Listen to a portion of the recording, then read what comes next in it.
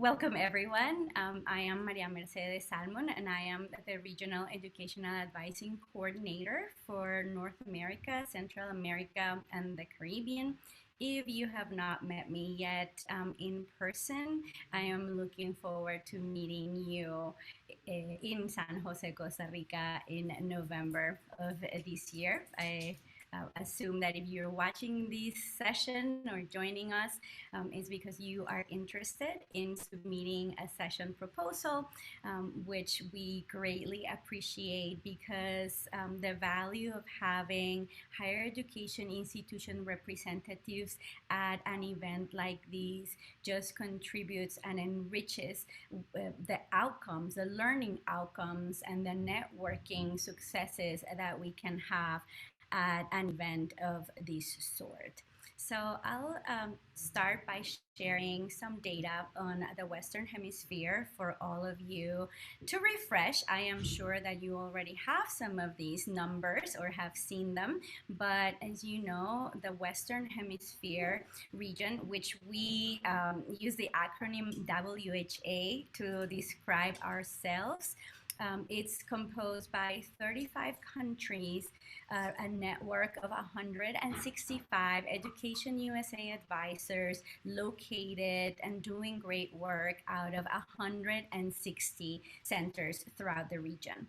We are by far the largest region in the entire network, and so this is why if you have participated in other regional forums, you may find a big difference in terms of the size of the attendance and representation from advisors. Our hope and our aim is to have at least every country represented in this forum, with at least one advisor from each country. That is not always possible, but we try. And as you know, we do have countries where we have more than one advising center and more than one advisor, and therefore we may end up with a much larger number of advisors participating. Just to give you a reference, during our last regional forum, which took place in 2017 in Buenos Aires, Argentina, we had approximately 120 Education USA advisors participating, and we had approximately 100 US higher education representatives there as well. So we try to find balance, and that is our goal in all of these regional forums. And again, just based on our numbers, this is why our forum is a little bit larger than potentially other regions that you may have engaged with in the past. And just to brush up a little bit on those open doors numbers, as reported in November, 97, well, almost 98,000 students from the North America, Central America, Caribbean, and Andean and Southern Cone regions enrolled, not only in person, but as you know, this past Open Doors report also reflected data of students who started or continued their academic studies and academic experiences in the US virtually. So this is a total engagement number for our region as well, which I think will also be helpful to continue setting that context for you as you think about what can be helpful in terms of session content that is going to benefit all of us, right? Just again, as a refresher, I am not the only REAC in the Western Hemisphere region. I have two great colleagues who co-REAC with me all the time. Ana Villavicencio, who's based in Quito, Ecuador, and Rita Moriconi, who is based in Rio de Janeiro. Ana oversees the Andean region for South America, and Rita oversees the Southern Cone region of the Western Hemisphere. I hope that you already had an opportunity potentially to connect with them, and if you haven't, again, the three of us are looking forward to hosting you in San Jose, Costa Rica this November. Now, what are the advantages of a regional forum? And if you haven't participated in one yet, here are some things that we wanted to share and highlight for your awareness. And of course, if you are still making that case with your supervisor and trying to come up with your budget to attend and participate, we may give you here some arguments that you can use in that advocacy process and justification for you to be present here. Well, of course, connecting with a larger number of advisors that come from countries able to visit or that you haven't visited yet. So that is a great advantage for you and one of the benefits of joining one of our regional forums, because you will have access to that direct connection, establishing that personal connection with our advisors. Of course, the learning and discussion trends, challenges, and opportunities that are unique to the Western Hemisphere experience.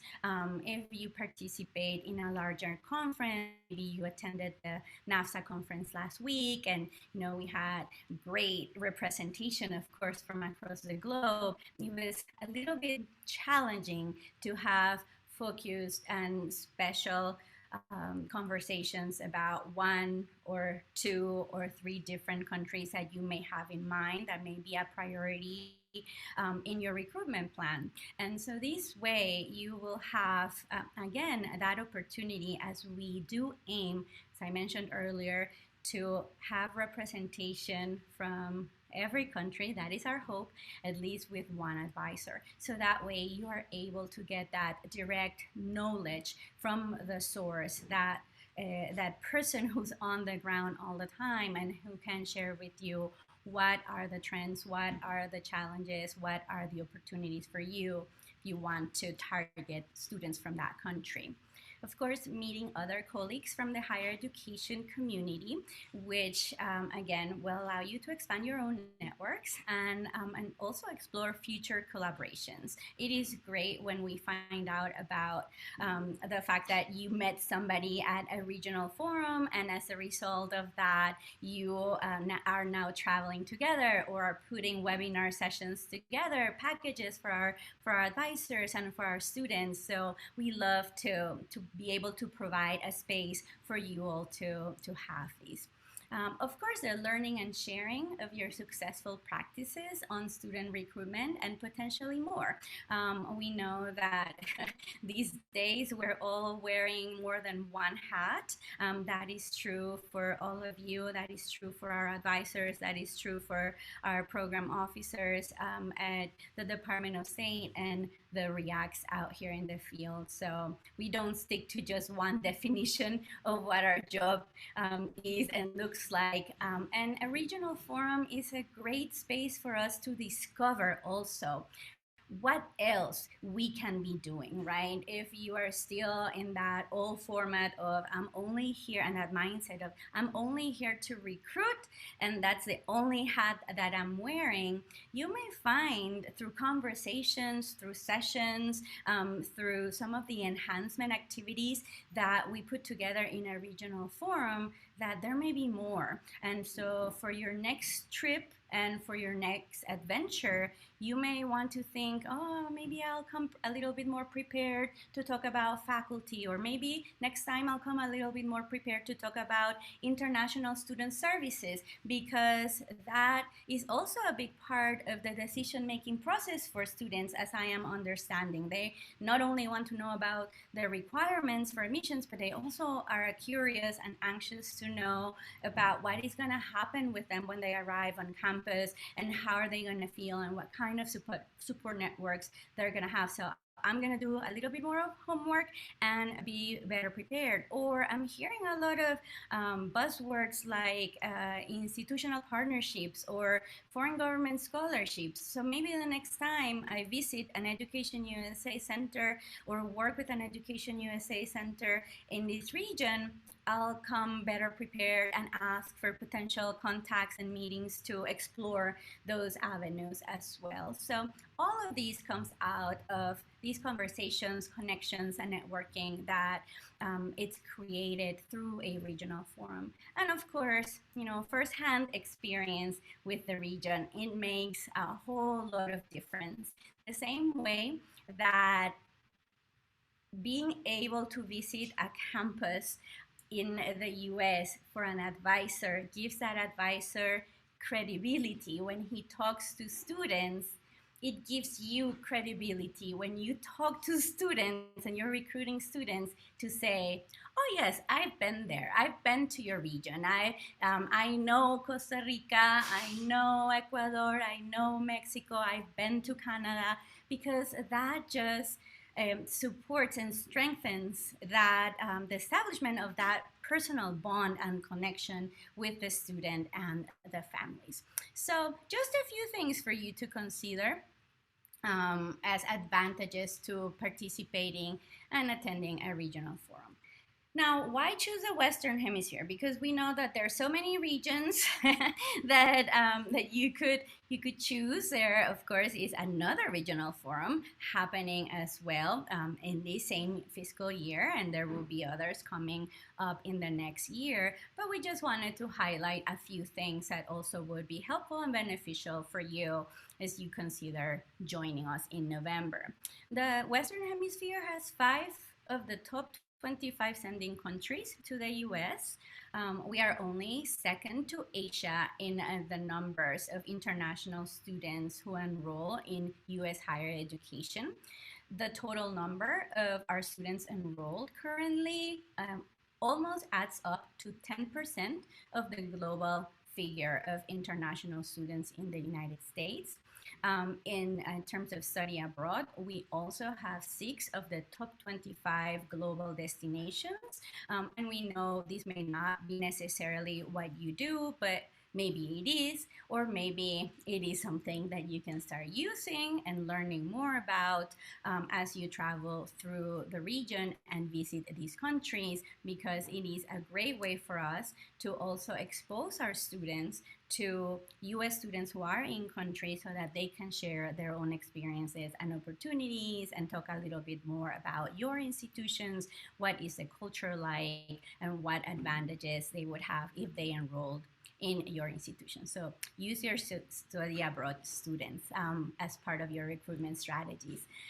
We do have a very healthy institutional partnership action in the Western Hemisphere. We have, of course, the 100,000 Strong in the Americas initiative, but we also have a lot of interest institution to institution to explore what else they can do together. And this is very important and relevant because moving forward with these past recent years of pandemic and what is in the future for us, we are going to see a lot more interest in sustainable ways in which our students can still have that exchange experience. So we may see a shift in interest in terms of enrolling fully to complete an academic degree in the US, but we also may now see that students are more interested in doing potentially their first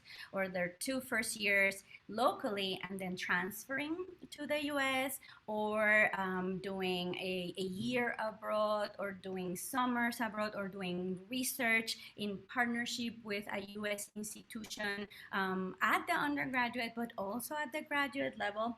And so we understand that the easiest way, the most convenient way to offer this experience to a student is when a partnership is established, when you already have an agreement, a memorandum of understanding set up with an institution in the region. And so this is why we want you to keep this in mind. We do have a good number of government scholarships in the Western Hemisphere as well. You may find what is available through our Education USA Global Guide. If you have not read your 2021 Education USA Global Guide, you may find that available through our website, or you can email us and we'll be happy to point you in the right direction. And keep in mind that the next edition of the Global Guide will come out during the Education USA Forum in Washington, D.C. in early August. So there will be updates there as well for you to consider. We are very active in terms of putting out events for higher education institutions like fairs, showcases, series of webinars and workshops.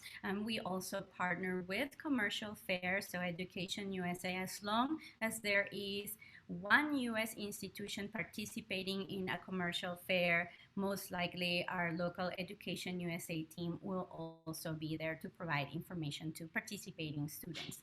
We have very healthy collaboration with the Department of Commerce. So if you also work with the Department of Commerce and FCS in the region, you may find this a very smooth process. And of course, I think that due to our proximity, we are your neighbor.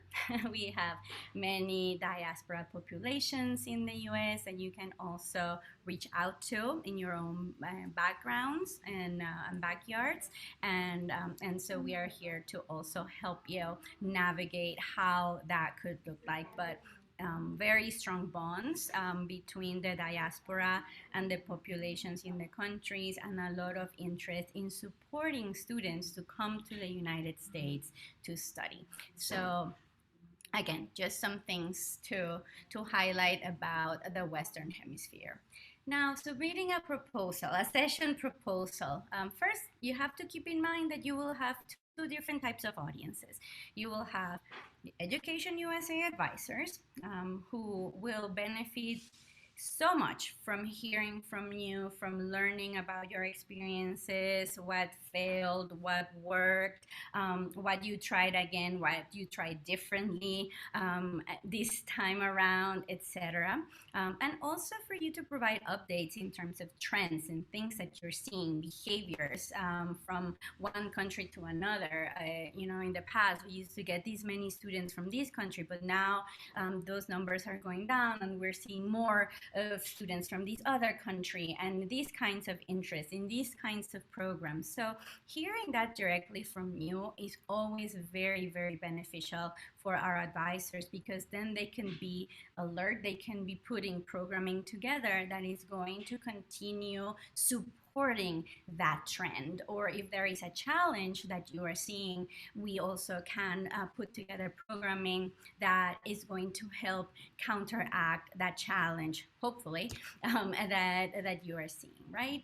And then your second audience for a session are going to be other higher education institution representatives. So for these kinds of sessions and content, you always should keep in mind, put your thinking hat on and explore what would I like to learn more of that I have expertise on. But if I didn't have this expertise, this is what would interest me. So with that in mind, you should put together a proposal and content for other higher education institution colleagues.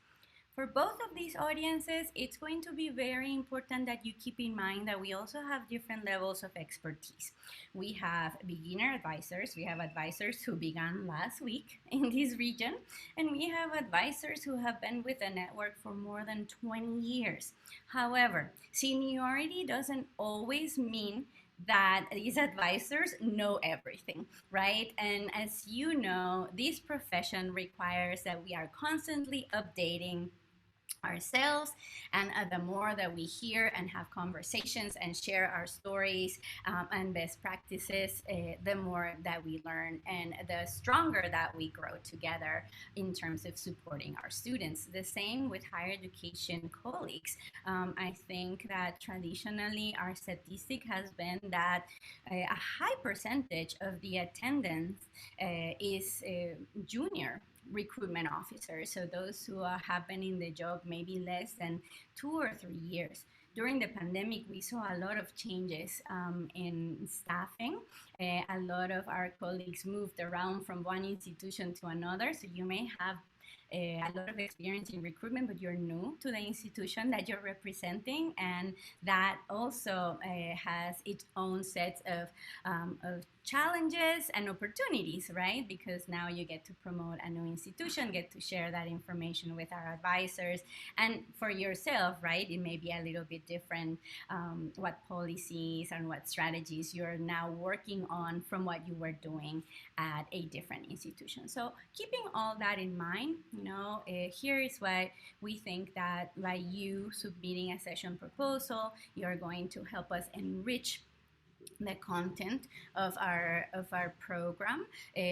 Of course, you're going to be able to share and showcase your leadership, your skills, your creativity and flexibility, and how you have addressed all of what has happened. We do have a theme or several themes for this particular regional forum. Of course, we want to focus on STEM, also a little bit on workforce development, because we do think that in general the Western Hemisphere region is really hungry for more of that. We want to help our students connect the dots and understand locally what are the economies, what is moving growth in their own countries, where are going to be the jobs of the future, and so that they can align their education goals to that, right?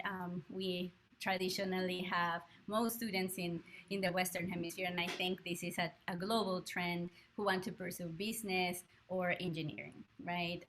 We do see a lot of law interest in this region as well, but are those really the types of programs and degrees that they should be pursuing according to the job markets in their own countries, right? So we're doing a lot of educating, and by you sharing with us what updates and new degrees or fields or add-ons to the academic experience that you have on your campus is going to also help an Education USA advisor have better prepared conversations with the students about these topics, right? So we appreciate when you share all of these with us, how you're innovating. And also, again, you can become a mentor for a more junior colleague who also is representing a different higher education institution. Now, I thought that the best way to give you ideas for content would be to share some trends, challenges, questions that our advisors are getting, share with you a little bit as well of what our advisors are focusing on recently. And you should keep in mind that, of course, this is our intention is that all advisors would be doing this kind of work, but the reality is not all of them are. And so there is a lot of value in you putting forward a proposal that addresses any of the content that I am going to be sharing forward with you. So in terms of some trends here, we do find that in certain countries, in certain sub-regions of the Western Hemisphere, students and their families are very interested in high school transfer to the United States so that they can complete high school in the US. This is perceived as a stronger pathway for a student to be able to prepare for a college application process. False or true? That remains to be seen, but it is perceived as a benefit or an advantage for a student who can afford to experience these boarding school or independent school enrollment for the last years of high school.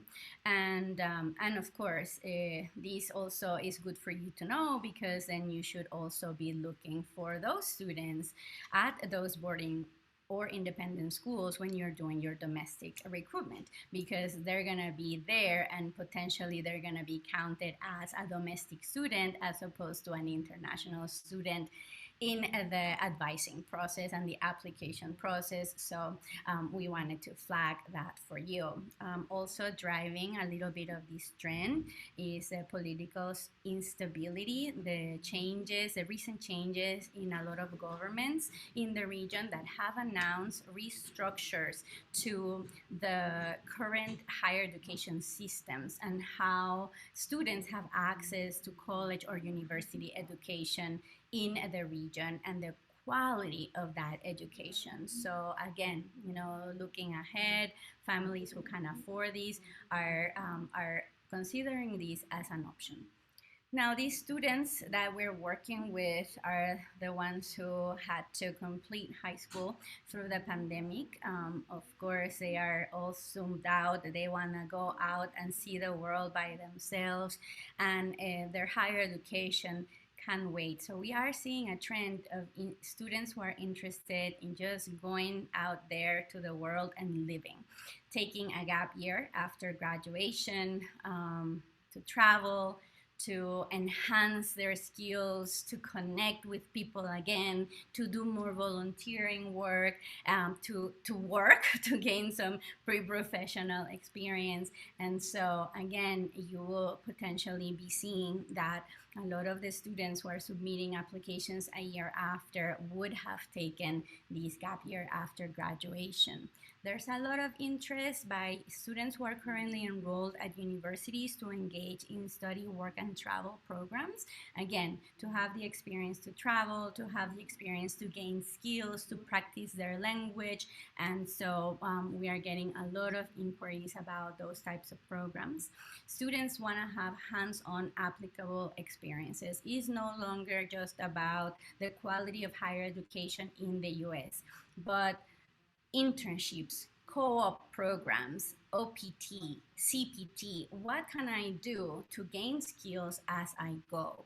You have to keep in mind that students from this region who enroll in college or university locally, there is a high percent of them who work and study full time. And this is seen also as a good advantage because as you go, as you learn, you can put into practice what you're learning in your job. And so if students are not too familiar with what is happening in the US, how is the model set up for them to complete their academic studies, then there may be some expectations that there are opportunities of the same type of experience, right? As you learn, you practice. And so this is why the queries about internships that we get in our Education USA advising centers these days are higher in percentage than the queries that we were receiving in the past. And then a growing trend, as you know, traditionally the Western Hemisphere has been a heavy market for undergraduate recruitment. And we are seeing a shift in this trend. We are seeing more interest from graduate students to pursue their education in the US, or even, like I mentioned earlier, a short-term exchange at the graduate level as well. Now, what is in the future? And I'm gonna use here the term post-pandemic, although I am fully aware that the pandemic has not ended. So I do not even know if I'm at the liberty of using the term post-pandemic, but let's just say the future and moving forward from these past 2 years. What are we seeing? New interest in fields such as health related, anything, of course, medicine being the leader on that category, but also high interest in nursing and pharmacy, and a lot of technician jobs, testing and laboratories, and all of the things that came up as deficiencies during the pandemic, and that caused a lot of burden in this region in particular. We are seeing students interested in those fields, right? Data management, computer science is becoming again strong. I think that maybe 10, 15 years ago, these were very popular in the Western Hemisphere. And then we saw a little bit of a low in interest in them.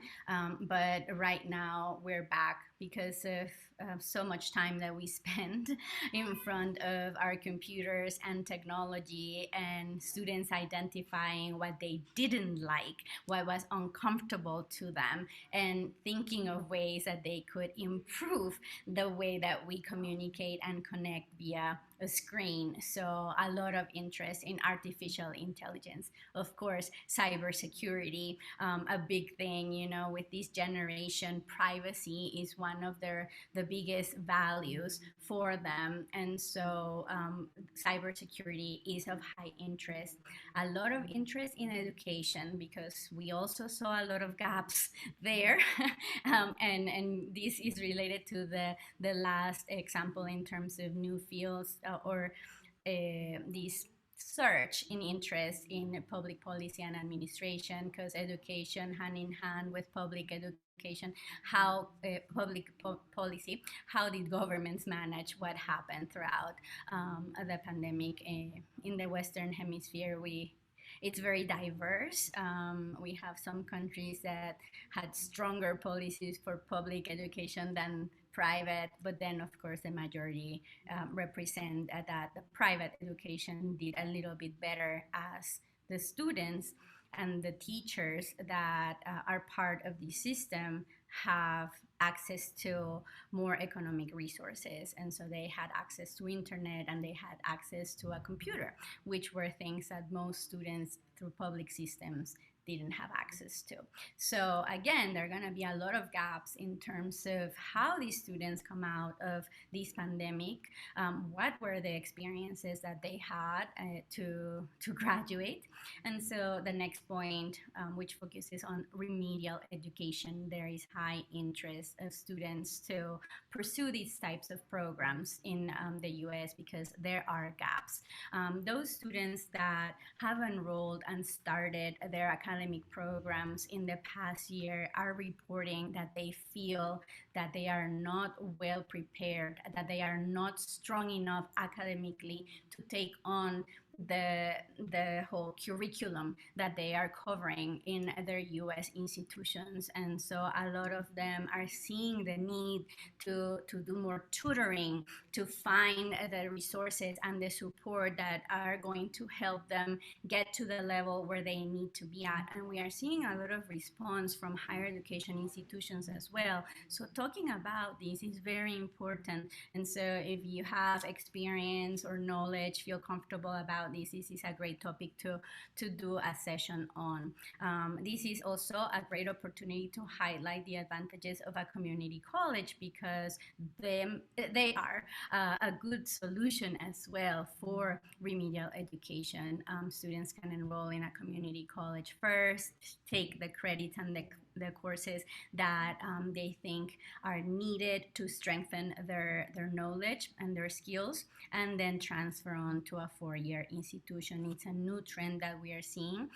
Therefore, we are trying to talk more to the students about the advantages of the community colleges and the transfer process that is established in the US. Hybrid and online education, there is more interest in that.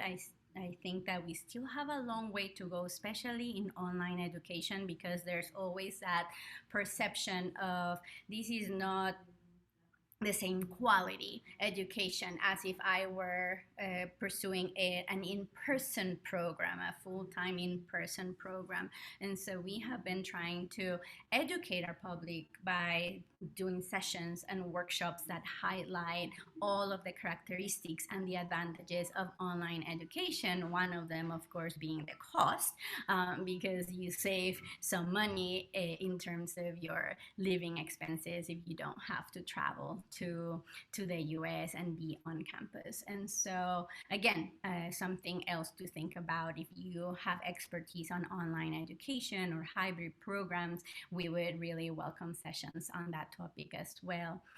You also will see that we do have older students who now feel more comfortable as the result of having spent so much time in front of a computer, in using Zoom and having a lot of free time, I guess, spending at home, not so free, but maybe looking for alternatives to to use their minds in something else, something enriching, we have seen increases in enrollment in the region locally at higher education institutions for older students to want to pursue new programs, certificate programs, potentially new degrees. And so again, keeping in mind that that these students may also be interested in doing an exchange, potentially virtual, but nevertheless the interest is there.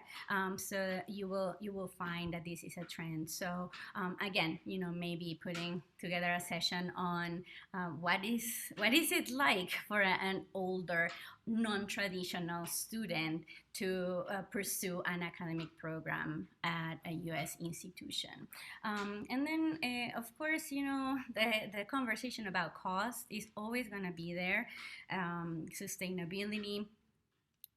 This is a region that is very heavy on services, the services industry, and the pandemic had, of course, direct impact on all of that. So what families could afford before the pandemic, because they had a family business, a small family business or a big family business, but focusing on services. And potentially we could mention here tourism as one of the biggest services economies that we have in the Western Hemisphere. Those have been affected tremendously by the pandemic. So, of course, families are trying to come up with sustainable solutions to be able to provide their children with the opportunities to just to study. I mean, even locally, we're trying to find those sustainable ways. And for those who are interested in studying abroad, of course, the cost of education is going to be huge in the decision making process. I mean, not that it wasn't before, it was always huge, but even more so now with more questions, potentially more concerns. And so here's where your creativity comes in. And if you can showcase your expertise on how you are working with students and families, if there are new methods, if you are, I'm reading about freezes in college tuition, I'm hearing about payments in installments. So new things that potentially before were not openly discussed, let's talk about them, because these are tools that we can use as Education USA to talk to our students and their families and help them create sustainable, realistic plans to support their students, their children's education abroad. And I already mentioned the high interest on transfers. So I encourage you also to, if you have expertise and experience on that, to put together a nice proposal to share with you what that looks like and any tips and recommendations that we need to consider when we are working with students who are considering that option, but also with local higher education institutions who want to partner or pursue partnerships in the US with any and all of you. Now, just a few extra things to keep in mind. I have mentioned already some of them, but I wanted you to have this slide as well and categorize in terms of what are some trends that we see coming up. A lot of capacity building and optimization. I mentioned the education systems locally who need a lot of training, a lot of education, a lot of support. I mentioned foreign government collaboration earlier as well. This is a region where we have potential and opportunities to do this. In some cases, we are still seeing scholarships that support mobility in person, but in some other cases, we're seeing virtual exchanges and support for those types of things. So again, keep your mind open, as you come and you have conversations, and prepare yourself about what could you do. And maybe it's not you per se, but you can reach out to the appropriate department in your institution who can follow up with an opportunity like this. Transnational education, we are seeing a lot of interest in dual or joint degrees. To mention one specific aspect of it, we are still trying to figure out what that will look like in terms of degree and credit recognition locally. And so these may vary from country to country, but if you have a good practice, if your institution already has a program that is set up, this could also be a super interesting session for other higher education institution colleagues and our Education USA advisors who are supporting these types of connections between local institutions and institutions in the United States. English and anything that is skills development is very very much desired by the students. This generation of students are well aware of what they need to do in order to polish their profile so that when they write their resume, they can go for that more important higher level job position, even though they don't have any pre-professional experience. So featuring anything like soft skills and opportunities to highlight why the US does this well, and how they're going to be better prepared because they went to the US, in terms of their communication skills or their leadership skills or critical thinking, decision making, things that not necessarily we see and we get through education out here locally, are good assets and good tools for those students to have when they're already looking for employment. And of course, English continues to be a very high interest for our students. Every time we promote any kind of program or session that has to do or is related to intensive English programs, they are well attended. So just things for you to keep in mind. Now, what are our advisors focusing on right now? As I mentioned earlier, I think that this will be very helpful for you to understand. Advisors continue to help students understand and navigate the changes in the application process. We saw a lot of anxiety when a lot of schools announced that they were becoming test optional, and what does that mean? And so helping the students understand that and reaching out to the institutions to ask ourselves, what does that really mean? Is it really test optional? In which situations? How does this affect the students? And all of these are questions that we're still helping the students answer, or the fact that a lot of them had limitations to get all of the credentials that they needed to complete their applications, or the fact that we see growing trends in requests for credential evaluation services and things like that. So all of these changes, we are trying to educate the public. The more that we know and we understand what those changes are from you, the better it is. So keep that in mind, again, as another potential topic for you to submit a session proposal. Helping students understand the competitive advantage of the US. Again, what are the core values of US education? What is unique about US education? There is a lot of competition out there. And of course, it is not our job to disregard or diminish the competition and what they offer. It is our job to highlight what are the strengths and the values of the US higher education system and why we believe this is the best system in the world. And so by hearing that from you and helping our advisors communicate these values appropriately to the students, again, we all gain.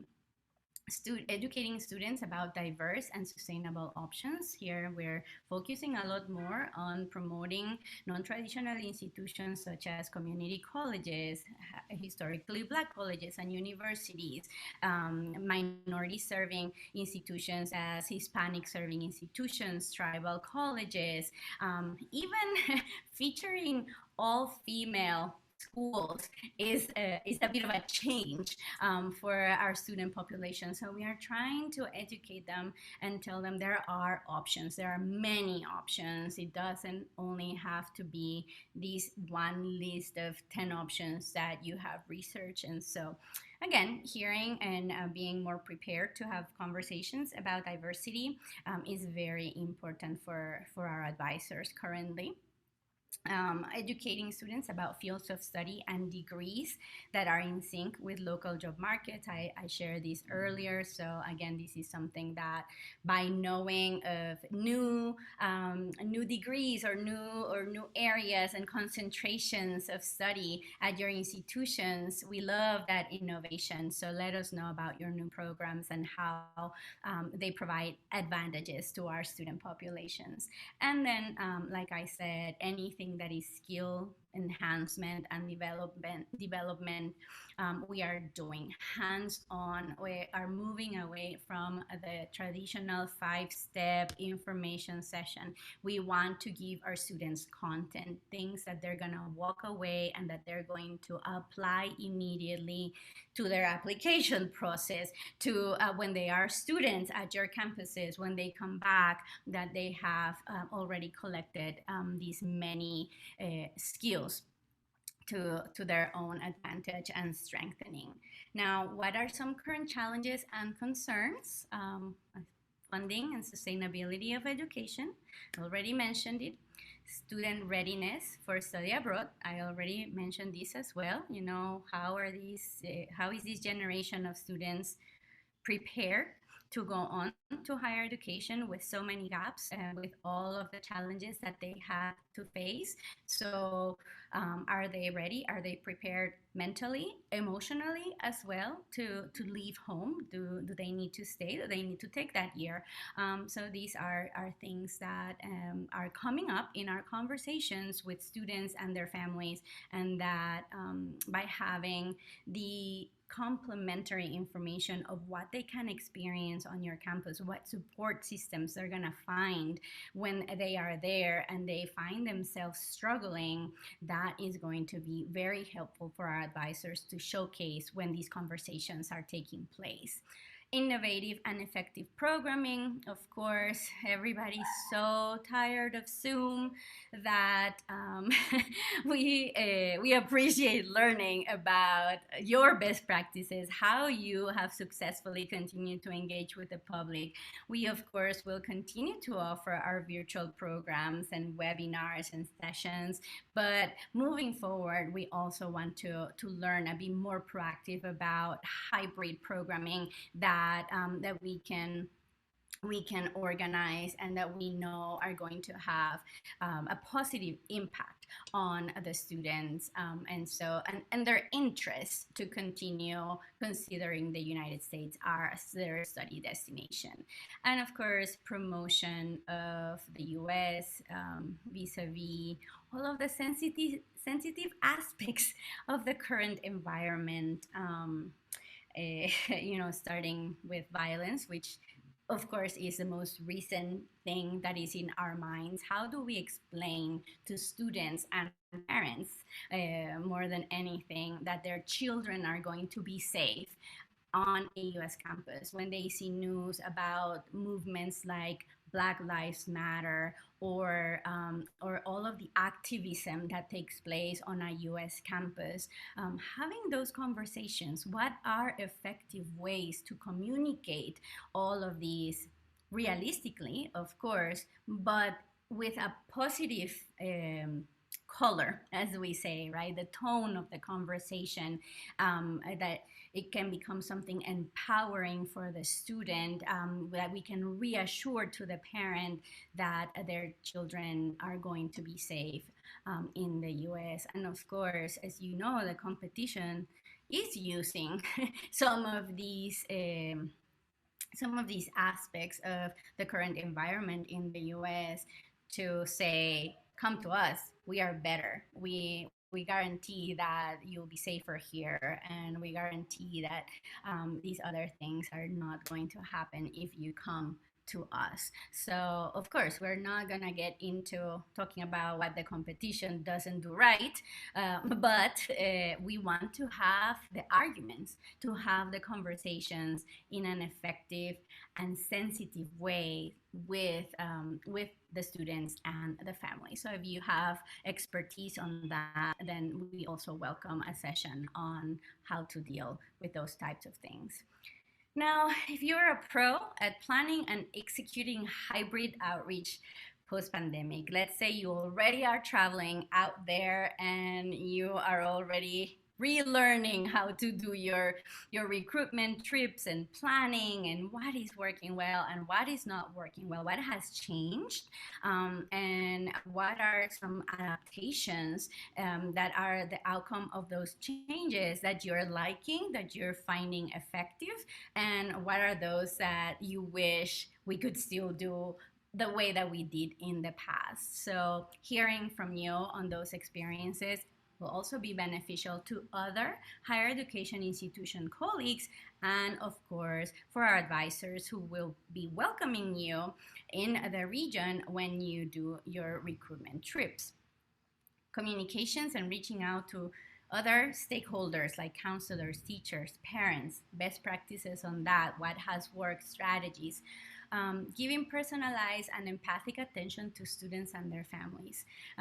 This is key. I, I think anecdotally, because we haven't collected this statistic, but maybe we should look into this. Students and their families tend to accept the offer of the institution that has the rep that communicates fastest, more frequently, and more empathic with them, right? Shows that he or she cares in a fast way, right? Always present, doesn't disappear. And I know this is very challenging, especially if you're a one person office. But if you have best practices on these, then do share them, because I'm sure other colleagues will benefit from learning from you. And also, our advisors will also benefit from hearing your experiences and learning from your expertise.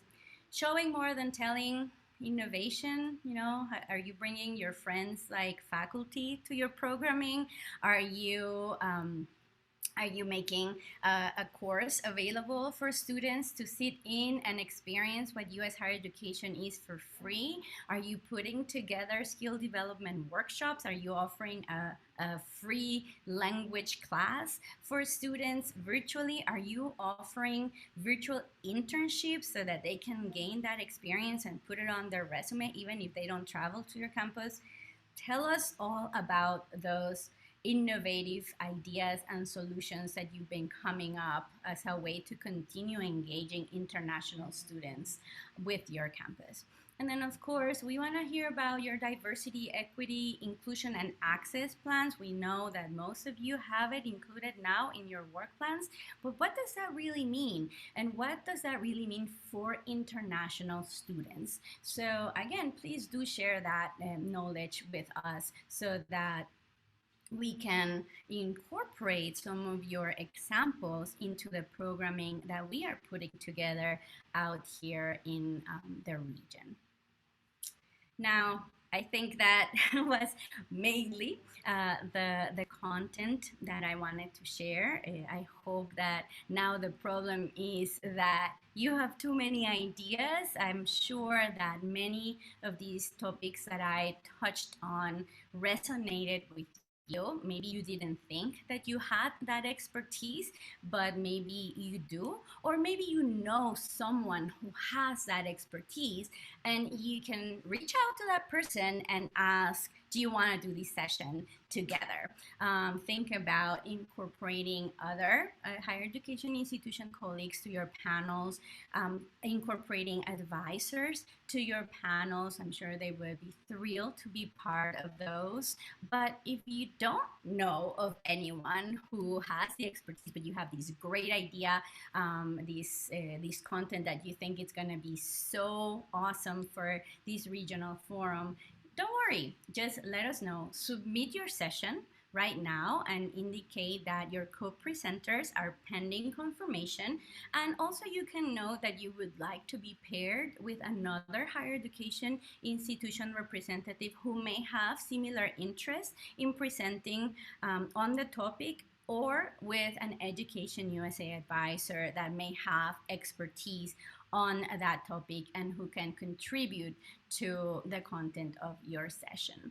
So yeah, I hope that you feel better prepared, more confident than before, and that you can use the content of this presentation also to advocate, to get that authorization to participate in our forum in November.